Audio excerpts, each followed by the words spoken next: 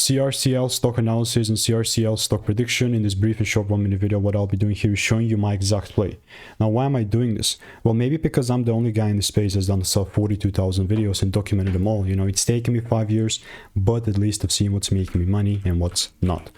This is very good. I mean, first time it happened, it was 81 bucks. There you go.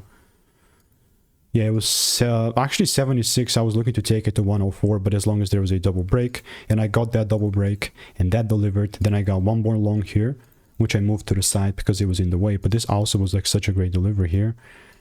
Right here's that call out. Move it to the side. And now if I do not see a double break, then there's just no way that I'm going to look to buy.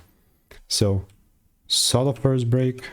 Now if I see something like this the second time, that's when you know that I'm genuinely just jumping in. Other than that, it's pure noise. So there you go. If you do want to learn how I'm making 5-10K per month trading, just click the first link in the description, get my free emails, and I'll continue to keep you updated.